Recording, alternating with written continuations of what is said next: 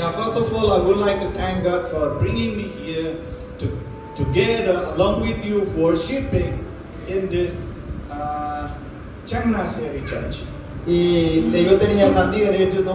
ചങ്ങനാശ്ശേരി സഭയിൽ നിങ്ങളോടൊപ്പം ദൈവത്തെ മഹത്വപ്പെടുത്തുവാൻ എന്നെ കൂട്ടിവരുത്തിയതിനാൽ ഞങ്ങളെ കൂട്ടിവരുത്തിയതിനാൽ നന്ദിയോടെ ദൈവത്തെ സ്തുതിക്കുന്നു, സ്തോത്രം ചെയ്യും.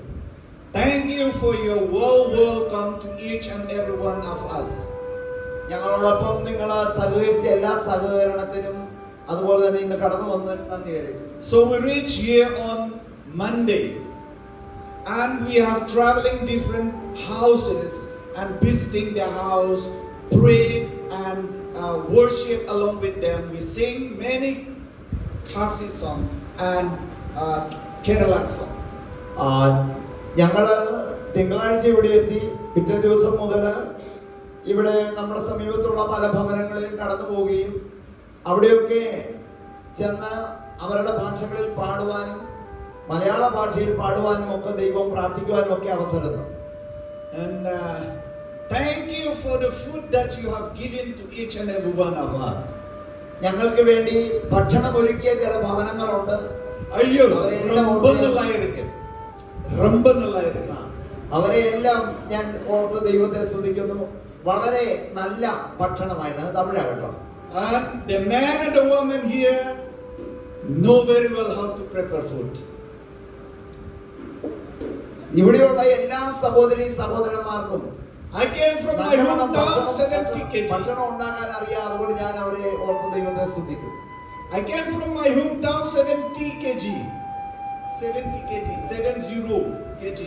Oh, when I came from my home. അദ്ദേഹം പറയുന്നത് അദ്ദേഹം തിരിച്ചു പോകുമ്പോൾ ഒരു 70 കിലോ എങ്കിലും വന്നപ്പോൾ 70 kilo. And now 72 2 kg a day. വന്നപ്പോൾ 70 കിലോയേ ഉണ്ടായിരുന്നുള്ളൂ. ഇപ്പോൾ 72 കിലോയേ ഉണ്ട്. അതിന്റെ കാരണം നിങ്ങളൊക്കെയാണ് എന്നാണ് പറയുന്നത്. So it's very good food. അതിന്റെ കാരണം മനോഹരമായ ഭക്ഷണം ഞങ്ങൾക്ക് വേണ്ടി നിങ്ങൾ ഒരുക്കി. And now this is a time for the spiritual food. ഇപ്പോൾ ആത്മീയ ആഹാരത്തിനുള്ള സമയമാണ്. Like the way I have gained the weight, you should gain the spiritual food. നമുക്കറിയാം ആഴ്ചകളിൽ നമ്മൾ ആത്മീയ ആഹാരം ഭക്ഷിക്കുന്നവരാണ്.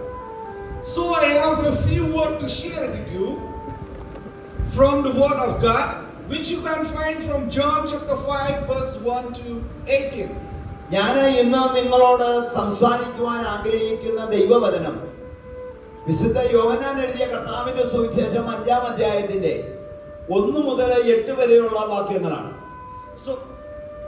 So if you want to read, then we can read that. Okay, so you see the passage there, it says that Christ healed a man at the pool of Bethesda. യേശു ക്രിസ്തു ബെഥെസ്ദ കുളക്കരയിൽ കിടക്കുന്ന ഒരു മനുഷ്യനുമായിട്ടുള്ള കാര്യങ്ങളാണ്, യേശുക്രിസ്തുവുമായിട്ടുള്ള കാര്യങ്ങളാണ് ഈ വേദഭാഗത്ത് നമുക്ക് കാണുവാൻ സാധിക്കുന്നത്. So the title of my message is that rise, wake up, take up your mat and work. That is the title of my message. എൻ്റെ ഇന്നത്തെ സന്ദേശത്തിന്റെ തലക്കെട്ട് എഴുന്നേൽക്കുക, കിടക്കയെടുത്ത് നടക്കുക, എഴുന്നേൽക്കുക, നിന്റെ കിടക്കയെടുക്കുക, നടക്കുക. Okay, the pool at Bethesda was a place of hope for the sick and disabled, yet many remain unhealed. ഈ ബെഥെസ്ദ കുളക്കര ഒരു പ്രതീക്ഷയുടെ ഒരു സ്ഥലമാണ്. അതുപോലെ തന്നെ ആ പ്രതീക്ഷ ഉണ്ടാകുന്നത് നിരാശരായിരിക്കുന്ന രോഗികള്, അംഗവൈകല്യം ബാധിച്ചവര്, അവരുടെ ഒരു പ്രതീക്ഷയുടെ സ്ഥലവും, അതുപോലെ തന്നെ ഇതുവരെയും സൗഖ്യപ്പെടാതെ ആയിരിക്കുന്ന രോഗികൾക്ക് ഒരു പ്രതീക്ഷ ഓർമ്മിപ്പിക്കുന്ന ഒരു സ്ഥലവുമാണ് ഈ ബെഥെസ്ദ എന്ന കുളക്കര. So Jesus approaches a man who had been paralyzed for 38 years and asks him, "Do you want to be healed?" ഇവിടെ യേശു ക്രിസ്തു ഒരു മനുഷ്യനെ കാണുകയാണ്.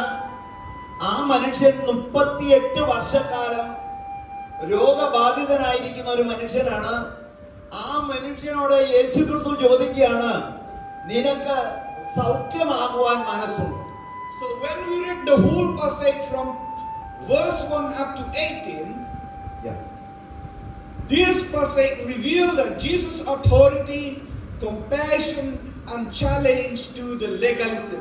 ഈ വേദഭാഗം 5-ാം അധ്യായത്തിലെ 1 മുതൽ 18 വരെയുള്ള വേദഭാഗങ്ങളിൽ യേശുക്രിസ്തുവിന്റെ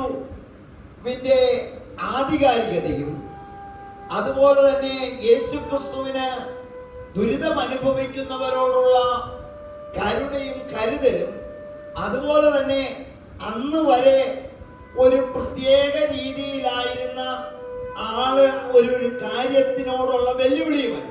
ആ പ്രത്യേക രീതി എന്താണെന്ന് നമുക്കറിയാം.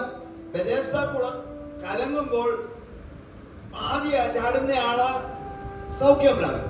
ആ ഒരു പ്രത്യേക തലത്തിലുള്ള കാര്യത്തിന് നേരെയുള്ള ഒരു വെല്ലുവിളിയും കൂടിയാണ്. So my first point in this morning is that the condition of the man. എന്റെ പ്രസംഗത്തിന്റെ ആദ്യത്തെ ഭാഗം ആ കുളക്കരയിൽ കിടന്ന മനുഷ്യന്റെ അവസ്ഥയാണ്. Which talk from chapter 1 or chapter 5 verse 1 up to 7. ഈ മനുഷ്യന്റെ അവസ്ഥ ദൈവവചനത്തിലൂടെ നമുക്ക് പരിചയപ്പെടുത്തുന്നത് യോഹന്നാൻ എഴുതിയ സുവിശേഷം 5-ാം അധ്യായത്തിൽ 1 മുതൽ 7 വരെയുള്ള വേദഭാഗങ്ങൾ. He, meaning that man, he had been waiting for healing for a decades. അതായത് അവിടെ അവൻ എന്ന് പറയുന്ന ആ മനുഷ്യൻ, അത് ഈ മുടന്തനായ പക്ഷപാതം പിടിച്ചു കിടന്ന മനുഷ്യൻ നാളുകളായി ഈ രോഗസൗഖ്യത്തിന് വേണ്ടി ഇവിടെ കാത്തിരുന്ന ഒരു മനുഷ്യനാണ്. Meaning that he is waiting there for a long time. അതായത് ഈ കുളക്കരയിൽ തന്റെ സൗഖ്യത്തിന് വേണ്ടി ഈ മനുഷ്യൻ കാത്തിരുന്ന ഒരു മനുഷ്യൻ. He have waiting for the healing for 38 years. ആ മനുഷ്യൻ കാത്തിരുന്നത് 1-2 വർഷമല്ല, 38 വർഷക്കാലമാണ് ആ മനുഷ്യൻ കാത്തിരുന്നത്. And you think the condition of that man who are paralyzed. ആ മനുഷ്യന്റെ അവസ്ഥ നിങ്ങളൊന്ന് ചിന്തിച്ചു നോക്കിയേ. ഒരു പ്രത്യേക കാര്യത്തിന് വേണ്ടി 38 വർഷം പാരലൈസ്ഡ് ആയിരിക്കുന്ന, അല്ലെ പക്ഷപാത രോഗിയായിരിക്കുന്ന ഒരു മനുഷ്യൻ ഒരു പ്രത്യേക കാര്യത്തിന് വേണ്ടി കാത്തിരിക്കുന്നു. But he believed that the pool water could heal him, but he had no one to help him. അവന് ഈ കാത്തിരിപ്പിന് ഒരു വിശ്വാസം ഉണ്ടായിരുന്നു. ആ വിശ്വാസം ഈ കുളം കലക്കുകയും താന് സൗഖ്യം പ്രാപിക്കുകയും ചെയ്യുന്നുള്ള വിശ്വാസം ഉണ്ടായിരുന്നു. പക്ഷേ ഈ കുളത്തിലേക്ക് എത്തിക്കുവാൻ ആരും. And he is waiting there for a long years of 38 years. അങ്ങനെ ഇതിനു വേണ്ടി ഈ മനുഷ്യൻ കഴിഞ്ഞ 38 വർഷക്കാലം കാത്തിരിക്കുകയാണ്. And then at that moment, ആ സമയത്ത്, ഈ കാത്തിരിപ്പിന്റെ സമയത്ത് Jesus asked him, "Do you want to be healed?" അങ്ങനെ കാത്തിരിക്കുന്ന സമയത്ത് യേശുക്രിസ്തു ചോദിക്കുകയാണ്, നിനക്ക് സൗഖ്യമാകുവാൻ മനസ്സുണ്ടോ? A question that challenges his faith and desire. അവന്റെ ആഗ്രഹത്തെയും അവന്റെ വിശ്വാസത്തെയും വെല്ലുവിളിക്കുന്ന ഒരു ചോദ്യമാണ് യേശുക്രിസ്തു അവിടെ ചോദിച്ചത്. That is a question for you and for me too. അതേ ക്വസ്റ്റ്യൻ ഇന്ന് കർത്താവായ യേശുക്രിസ്തു എന്നോട് നിങ്ങളോട് ചോദിക്കുകയാണ്. Do you want to get healed? ഇന്ന് നിങ്ങൾക്ക് സൗഖ്യമാകുവാൻ മനസ്സുണ്ടോ? What the man replied. ഈ മനുഷ്യൻ എന്താണ് മറുപടി പറഞ്ഞത്? He said that I have no man to take me to the pool. ഈ മനുഷ്യൻ പറഞ്ഞ മറുപടി ഇതാണ്, എനിക്ക് അവിടെ എത്തിക്കുവാൻ സഹായിപ്പാൻ എന്റെ കൂടെ ആരും. See, take an example. ഒരു എക്സാമ്പിൾ ഞാൻ പറയാം. Many people today feel stuck in their situation. ഇന്ന് പല ആളുകളും ഒരു സ്റ്റക്കായി നിൽക്കുക, അല്ലെങ്കിൽ Staying at the അയ്യാ same. അങ്ങോട്ടോ ഇങ്ങോട്ടോ പോകാൻ കഴിയാതെ നമ്മൾ പറയുന്നില്ല, ഞാൻ അങ്ങ് സ്റ്റക്കായി പോയെന്ന് പറയുന്നില്ലേ, ട്രാഫിക് ജാമിലൊക്കെ വരുമ്പോൾ നമ്മൾ സ്റ്റക്കായി പോയി നിൽക്കുന്ന ഒരു സാഹചര്യമാണ്. Whether it may be in addiction, you know addiction, ചിലര് മദ്യപാനത്തിൽ സ്റ്റക്കായി നിൽക്കുകയാണ്, അഡിക്റ്റഡാണ്. depression, ചില നിരാശകളിൽ സ്റ്റക്കായിട്ട് നിൽക്കുകയാണ്. or a spiritual stagnation, ചില ആത്മീയ മുരടിപ്പിൽ സ്റ്റക്കായിട്ട് നിൽക്കുകയാണ്. waiting for external changes instead of seeking Jesus. ഇവിടെ ഇങ്ങനെ ഇരിക്കുന്നവരോട് എനിക്ക് പറയുവാനുള്ളത്, നിങ്ങൾ യേശുക്രിസ്തുവിനെ കാത്തിരുന്നാൽ, യേശുക്രിസ്തുവിന്റെ അടുക്കലേക്ക് ചെന്നാൽ ഈ സ്റ്റക്കായിരിക്കുന്ന അവസ്ഥയിൽ നിന്ന് നിങ്ങൾക്ക് ഒരു വലിയ മോചനം കിട്ടും. ആ മോചനം യേശുക്രിസ്തുവിനെ അന്വേഷിച്ചാൽ മാത്രമേ ലഭിക്കുകയുള്ളൂ. Praise the Lord. So many a time we tend to wait for the external healing. പല സമയത്തും Many a time we are waiting for external healing rather than seeking Christ. യേശുവിനെ നോക്കുന്നതിന് പകരമായി, അല്ലെ ആത്മീയ ജീവിതത്തിന്റെ ശരിയായ അർത്ഥം മനസ്സിലാക്കുന്നതിനുപരിയായി നമ്മൾ പലപ്പോഴും യേശുവിൽ നിന്ന് പ്രതീക്ഷിക്കുന്നത് താൽക്കാലികമായിട്ടുള്ള കാര്യങ്ങൾ. So as a life application for you and for me, എന്റെയും നിങ്ങളുടെയും ജീവിതത്തിലെ ഒരു ആപ്ലിക്കേഷൻ ഞാൻ പറയാം. Jesus does not wait for perfect condition to heal. യേശു ക്രിസ്തു ഒരു പെർഫെക്റ്റ് ആയിട്ടുള്ള അവസ്ഥയിലല്ല നിങ്ങളെ സൗഖ്യമാക്കുവാൻ വരുന്നത്. He meets us in our brokenness. നമ്മളുടെ പെർഫെക്റ്റ് ആയിട്ടുള്ള അവസ്ഥയിൽ സൗഖ്യമാക്കുവാനല്ല യേശു വരുന്നത്, മറിച്ച് നിങ്ങളുടെ നുറുങ്ങിയ മുറിവുള്ള അവസ്ഥയിൽ നിങ്ങളെ സൗഖ്യമാക്കുവാനാണ് യേശു വരുന്നത്. So we must not stop relying on external solution and turn to Christ for the true healing. നിങ്ങളുടെ ഏത് പ്രയാസത്തിന്റെ അവസ്ഥയിലാണോ ആ അവസ്ഥയിൽ നിങ്ങളെ പൂർണ്ണമായി വിടുതൽ നൽകുവാൻ കഴിവുള്ള യേശുവാണ് നിങ്ങളോടൊപ്പമുള്ളത്. ആ യേശുവിന്റെ അടുക്കിലേക്ക് പൂർണ്ണ ഹൃദയത്തോടെ പൂർണ്ണ വിശ്വാസത്തോടെ ചെല്ലുക എന്നുള്ളത്. And that's come to the second point. രണ്ടാമത്തെ പോയിന്റിലേക്ക് ഞാൻ വരാം. The command of Jesus, യേശു ക്രിസ്തുവിന്റെ കൽപ്പനയാണ് അവിടെ കാണുന്നത്, which was taken from John chapter 5 verse 8 to 9. ഈ കൽപ്പന കാണുന്നത് യോഹന്നാൻ എഴുതിയ സുവിശേഷം 5-ാം അധ്യായത്തിന്റെ 8-9 വാക്യങ്ങളിലാണ്. You see there, Jesus does not touch the man or use the pool. ഇങ്ങനെയാണ് നമ്മൾ കാണുന്നത്. യേശു ക്രിസ്തു ഈ മനുഷ്യനെ ഒന്ന് തൊടുവോ അല്ലെങ്കിൽ അതുവരെയും ഈ മനുഷ്യൻ കാത്തിരുന്ന ഈ കുളത്തിനെ ഉപയോഗിക്കുകയോ ചെയ്തില്ല. He simply command. യേശു ക്രിസ്തു ഇവനെ തൊട്ടില്ല, അതുവരെയും മനുഷ്യൻ ഉപയോഗിച്ചുകൊണ്ടിരുന്ന കുളം ഉപയോഗിച്ചില്ല.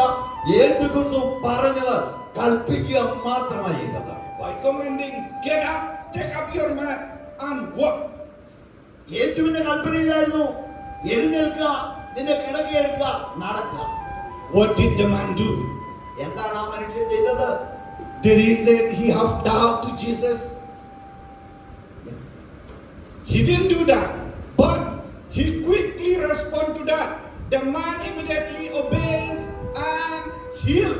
അവൻ അതുവരെയുള്ള കാര്യത്തെ പറ്റി വിശകലനം ഒന്നും യേശുവിനോട് ചെയ്തില്ല. യേശു പറഞ്ഞത് അനുസരിക്കുക മാത്രമേ ചെയ്തത്. Praise the Lord. When Jesus says, get up, take up your cot and walk. യേശു എന്ത് പറഞ്ഞോ, എഴുന്നേൽക്കുക, നിന്റെ കിടക്കയെടുക്കുക, നടക്കുക, അത് അവൻ അനുസരിച്ചു. And the man immediately obeys, command and heal. അവന് സൗഖ്യം വരുവാനുള്ള കാരണം യേശു എന്ത് കൽപ്പിച്ചോ അതനുസരിക്കുവാൻ അവൻ തയ്യാറായി. You know what was the condition of that man? നിങ്ങൾക്കറിയാമോ ആ മനുഷ്യന്റെ കണ്ടീഷൻ എന്താന്ന്? How many years he was there crippled? എത്ര വർഷങ്ങളായി ആ മനുഷ്യനോട് കിടക്കാൻ തുടങ്ങിയിട്ട്? 38 years. 38 വർഷം. I was in sick bed ഞാൻ രോഗാവസ്ഥയിൽ കിടന്ന മനുഷ്യനാ for 5 years. 5 വർഷം. And I was passed away. ഞാൻ മരിച്ചു പോയതായിരുന്നു. You know, died. Yeah. I died. And then I realized again. വീണ്ടും ഞാൻ യഥാർത്ഥ ജീവിതത്തിലേക്ക് വന്നു. Praise God for that. Amen. God want me to proclaim His word. ദൈവത്തിന്റെ വചനം പ്രഘോഷിക്കുവാൻ ദൈവം എന്നെ ഉപയോഗിച്ചു. That's why I'm still alive now. അതുകൊണ്ടാണ് ഞാൻ ഇന്ന് നിങ്ങളോടൊപ്പമായിരിക്കുന്നത്. You know, many a time we think that there are many problems in our life. നിങ്ങളുടെ ജീവിതത്തിൽ പല പ്രയാസങ്ങളും ബുദ്ധിമുട്ടുകളും ഒക്കെ ഉണ്ടായി നിരങ്ങിക്കൊണ്ടും ബുദ്ധിമുട്ട് അനുഭവിച്ചുകൊണ്ടും ഇരിക്കുന്ന അവസ്ഥയിലാണോ? The other day when I talked with Jimmy Joseph, The other day when I talked with Jimmy Joseph, he told his story that he didn't have even 10 rupees to buy biscuit for his son. ഞാൻ പ്രിയപ്പെട്ട Jimmy സഹോദരനുമായിട്ട് സംസാരിച്ചപ്പോൾ അദ്ദേഹത്തിൽ നിന്നും എനിക്ക് ലഭിച്ച അറിവ് ഒരു 10 രൂപയുടെ ബിസ്ക്കറ്റ് പോലും വാങ്ങാൻ നിവൃത്തിയില്ലാത്ത ഒരു സാഹചര്യം അദ്ദേഹത്തിനുണ്ടായി. And he said that I have struggling and pray for 10 years. 10 വർഷക്കാലം ഞാൻ ഈ പ്രതിസന്ധി മുന്നിൽ ഉണ്ട്. ആ പ്രതിസന്ധിയിൽ ഇരുന്നുകൊണ്ട് ദൈവത്തോട് 10 വർഷക്കാലം ഞാൻ പ്രാർത്ഥിച്ചു. You see what this crippled man has faced. You see this what this crippled man has faced. നിങ്ങളൊന്ന് ചിന്തിച്ചു നോക്കിയേ, നമ്മളുടെ ഒരു സഹോദരൻ ഇത്രയും സ്ട്രഗിൾ അനുഭവിച്ചു. Not me 5 years. 38 വർഷക്കാലം കുളക്കരയിൽ നിരാശപ്പെട്ട് കിടന്നിരുന്ന ഈ മനുഷ്യൻ എത്രമാത്രം വേദന അനുഭവിച്ചു. Not me 5 years, not Jimmy Joseph 10 years, 38 years. എന്റെ 5 വർഷമല്ല, പ്രിയ ജിമ്മി സഹോദരന്റെ 10 വർഷമല്ല, 38 വർഷക്കാലം സ്ട്രഗിൾ അനുഭവിച്ച ഒരു മനുഷ്യൻ. Many a time we lose hope. Many a time we lose hope. പലപ്പോഴും ഇങ്ങനെയൊക്കെ ഒരു പ്രയാസം വരുമ്പോൾ We didn't have trust in the Lord. നഷ്ടപ്പെട്ടു. We never trust the Lord. So you can take an example at this moment. ഇങ്ങനെ പ്രതീക്ഷ നഷ്ടപ്പെടുന്ന അവസ്ഥയിൽ ഒരു കാരണവശാലും ദൈവമുഖത്ത് നിന്ന് നിങ്ങളുടെ നോട്ടം മാറ്റരുത്. Imagine and think someone struggling with fear and doubt. ഞാൻ ചില എക്സാമ്പിൾ നിങ്ങളോട് പറയുവാൻ ആഗ്രഹിക്കുകയാണ്. ചിലർ നിരാശയിലും അതുപോലെ തന്നെ ഭയത്തിന്റെയും സംശയത്തിന്റെയും അവസ്ഥയിലായിരിക്കുന്നു. They kept waiting for a sign, but Jesus simply called them to step forward in faith. പലപ്പോഴും ഒരു അടയാളങ്ങളും അത്ഭുതവും ഒക്കെ കണ്ടിട്ട് മുന്നോട്ട് വരാൻ വേണ്ടി ആഗ്രഹിച്ചു കൊണ്ടിരിക്കുന്ന ചിലര് കാണും. ഈ മനുഷ്യനെ നോക്കുക, യേശു നിങ്ങളോട് ആ മനുഷ്യന്റെ കഥയിലൂടെ പറയുന്നത്, സംഭവത്തിലൂടെ പറയുന്നത്, വിശ്വാസത്തിന്റെ സ്റ്റെപ്പ് നിങ്ങൾ മുന്നോട്ട് വെച്ചാൽ മാത്രമേ നിങ്ങൾക്ക് ദൈവത്തിന്റെ വിടുതൽ കാണുവാൻ സാധിക്കത്തുള്ളൂ. Praise the Lord. As a life application, ഞാൻ ഒരു ജീവിത ആപ്ലിക്കേഷൻ നിങ്ങളോട് പറയുകയാണ്. faith required action. വിശ്വാസം പ്രവൃത്തിയോട് ബന്ധപ്പെട്ടാണ്. When Jesus speaks, we must respond. ഈ മനുഷ്യനോട് യേശു പറഞ്ഞു, അവൻ അതിനെ പ്രതികരിച്ചു. നിങ്ങളോട് ദൈവത്തിന്റെ വചനത്തിലൂടെ യേശു പറയുന്ന വിശ്വാസത്തിന്റെ കാര്യത്തെ പ്രതികരിക്കുന്ന എത്ര പേർ? Healing and transformation come when we trust the word and obey the Lord. നിങ്ങളോട് ദൈവത്തിന്റെ വചനത്തിലൂടെ പറയുന്ന കാര്യം, ദൈവം പറയുന്ന കാര്യം അനുസരിക്കുവാനുള്ള ബാധ്യത നിങ്ങൾക്കുണ്ട്. അങ്ങനെ നിങ്ങൾ അനുസരിച്ചാൽ നിങ്ങൾക്ക് വിടുതൽ തരുന്ന ഒരു സ്വർഗ്ഗത്തിലെ ദൈവം. That led to the third point of my message. എന്റെ പ്രസംഗത്തിന്റെ 3ാമത്തെ പോയിന്റിലേക്ക് ഞാൻ വരുന്നു. And the third point is that the controversy of the healing. 3ാമത്തെ point controversy of the healing. അതായത് അതുവരെ ഉണ്ടായിരുന്ന സൗഖ്യത്തിന് വ്യത്യസ്തമായിട്ടുള്ള ഒരു സൗഖ്യം, വൈരുദ്ധ്യതയുള്ള ഒരു സൗഖ്യം.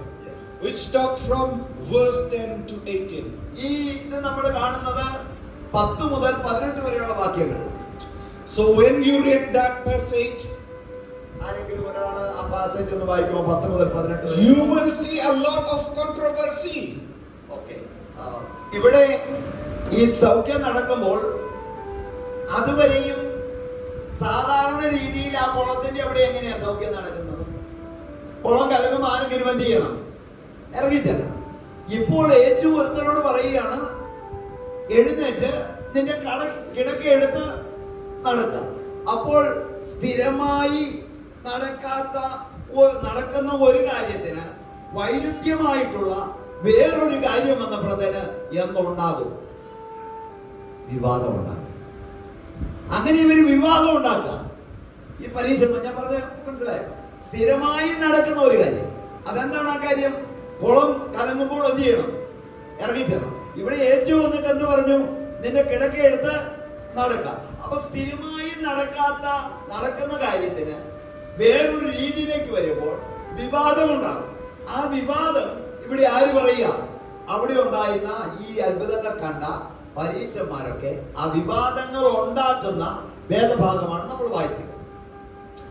Okay, you see here the condition. The Pharisees criticized the man for carrying his mat on the Sabbath instead of rejoicing in his healing.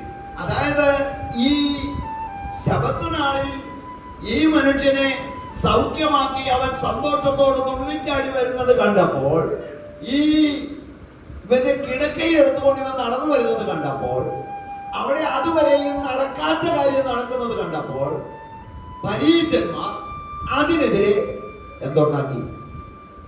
വിവാദം ഉണ്ടാക്കി. നടക്കാത്ത കാര്യം നടക്കുമ്പോഴായി വിവാദങ്ങൾ ഉണ്ടാക്കി. നമ്മളൊരു കീഴ്വഴക്കം ഇങ്ങനെ ചെയ്തു വരും, അത് മാറുമ്പോഴത്തേക്കും ചിലപ്പോൾ വിവാദങ്ങളാണ്. ഇവിടെ ഇങ്ങനെ ഈ മനുഷ്യൻ കിടക്കയുമായിട്ട് വരുന്നത് കണ്ടപ്പോൾ തന്നെ അവിടെ വിവാദം ഉണ്ടായി. Okay, see this Pharisees, what do they did? Instead of praising the Lord, but they see the law. ഇവര് ഈ മനുഷ്യനെ നിങ്ങൾ നോക്കി, അവൻ കിടക്കയും ഒക്കെ എടുത്ത് തുള്ളി ചാടിക്കൊണ്ടാണ് വരുന്നത്.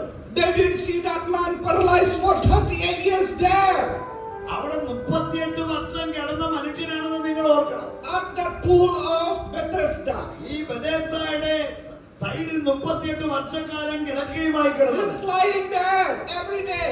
എല്ലാ ദിവസവും അവൻ കിടന്നു. They didn't see that. അവിടെയൊന്നും ഈ പരീശന്മാർ അവനെ, but they see that he is carrying a cot on Sabbath day.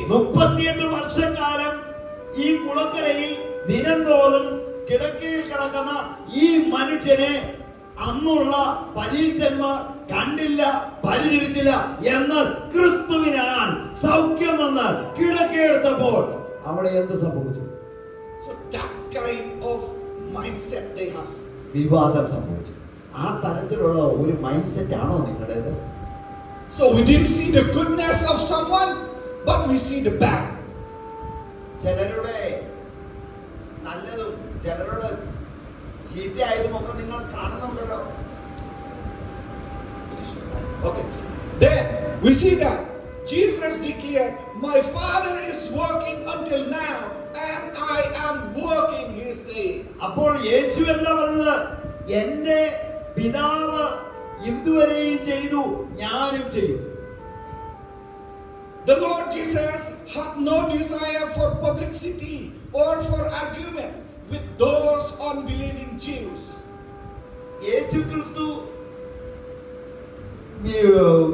യഹൂദ വിശ്വാസത്തിൽ ഉണ്ടായിരുന്നവരോട് ഒരു വാദത്തിനോ പ്രതിവാദത്തിനോ യേശു മുതിർന്നില്ല. But he is working because his Father is working, and he also working right അവിടെ ഒരു now. വാദവിവാദം ഒന്നുമല്ല. എന്റെ പിതാവ് എന്നോട് ചെയ്യാൻ പറഞ്ഞു, ഞാൻ എന്ത് ചെയ്തു? ചെയ്തു. He didn't want for publicity.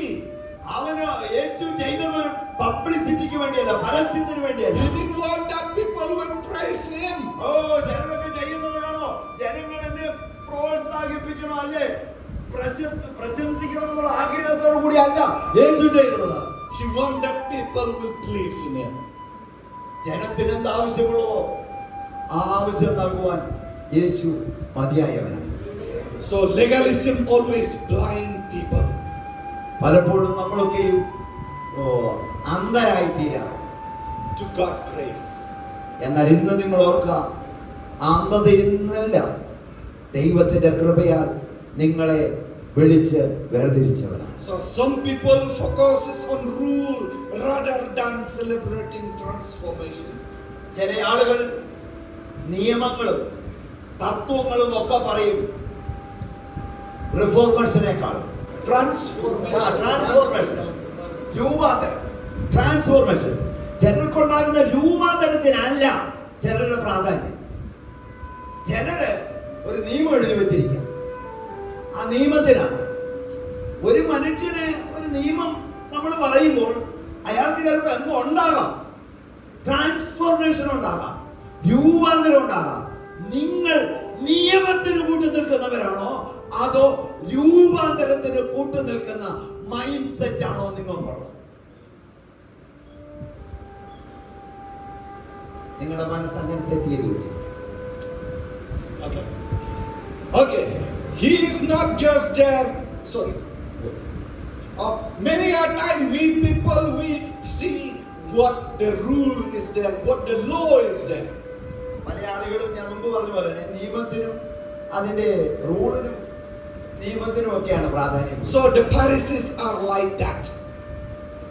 They follow the rules, but they did not see the healing of that man. അങ്ങനെ ഈ പരീശന്മാർ റൂളിനും നിയമത്തിനും തത്വങ്ങൾക്കും ഒക്കെ അധിഷ്ഠിതപ്പെട്ട് ജീവിക്കാം. അവർക്ക് കർത്താവിനെ കാണാൻ പറ്റിയില്ല. Instead asking that man, why are you carrying your cot? It is a Sabbath day. അതുകൊണ്ട് അവർ ചോദിക്കുക, മനുഷ്യ, നീ സൗഖ്യം പ്രാപിച്ചവനാ, നീ എന്തുകൊണ്ട് ഈ ശബത്ത് ദിവസം കിടക്ക എടുത്തുകൊണ്ട് നടത്തുന്നത്? അവരുടെ പ്രശ്നം എന്താ? ശബത്ത് ദിവസം കിടക്ക എടുക്കുന്നത്. And asking who had did that. പലപ്പോഴും നിയമത്തിനനുസരിച്ച്, and from that time they tried to catch Jesus for killing him. They tried to catch Jesus for killing him. ഒരു ദിവസം ഈ പരീശന്മാർ, ഈ നിയമം പറയുന്ന, ഈ റൂള് പറയുന്ന പരീശന്മാർ ഒരു ദിവസം യേശുവിനെ പിടിച്ച്, അപ്പോൾ നിയമവും റൂളും പറയുന്ന ആളുകളെ എപ്പോഴും ശ്രദ്ധിച്ചോണം. എന്തിന് സാധ്യതയുണ്ട്?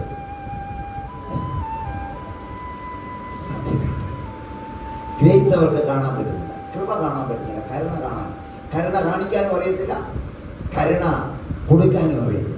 See how great and joy for that man.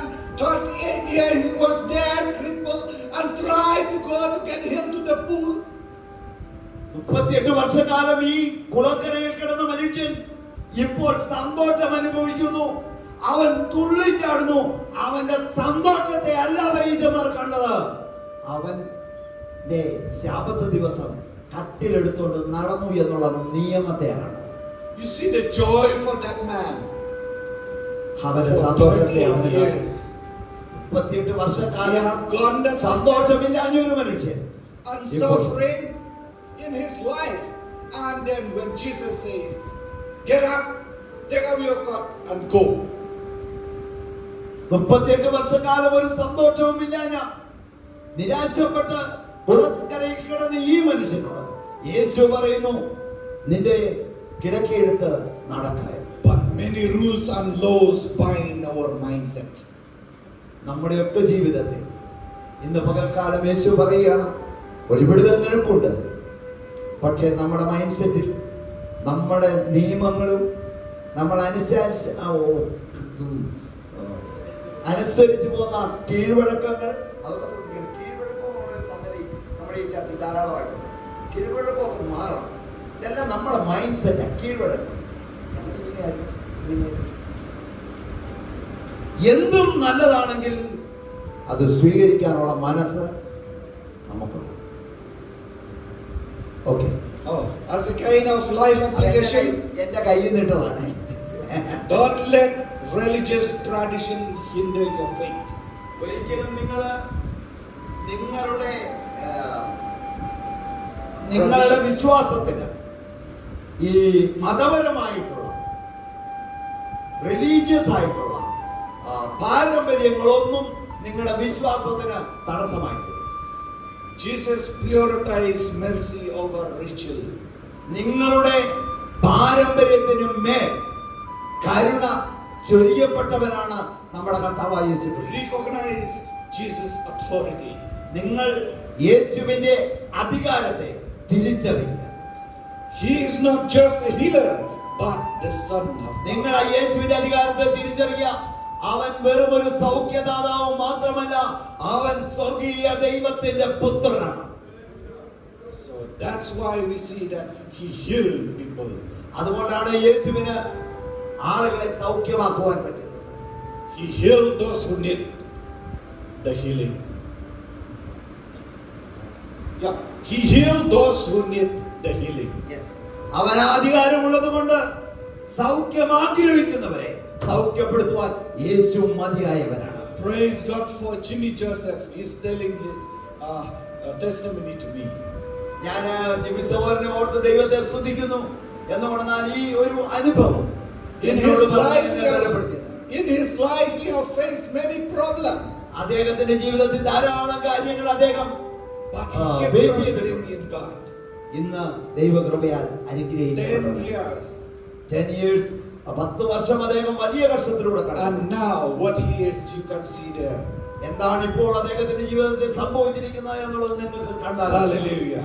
Praise the Lord. Praise the Lord. Praise the Lord. As the conclusion of my message. എന്റെ മെസ്സേജിന്റെ അവസാന ഭാഗത്തേക്ക് വരട്ടെ. So Jesus sees us in our brokenness and offer healing. യേശു ക്രിസ്തു നമ്മളെ നോക്കുന്നത് നമ്മളുടെ തകർന്ന അവസ്ഥയാണ് സൗഖ്യം നൽകുന്നത്. He calls us to rise, take action and walk in faith. അവൻ നമ്മളോട് പറയുന്നു, എഴുന്നേൽക്കുക, പ്രവർത്തിക്കുക, വിശ്വാസത്തിൽ നടക്കുക. And true transformation comes when we trust him. നിങ്ങൾ ദൈവത്തിൽ എത്രമാത്രം പരിപൂർണ ഹൃദയത്തോടെ ആശ്രയിക്കുന്നു, അവിടെ നിങ്ങളുടെ ജീവിതത്തിന് രൂപാന്തരം നൽകുന്ന ഒരു സ്വർഗ്ഗത്തിലെ ദൈവം.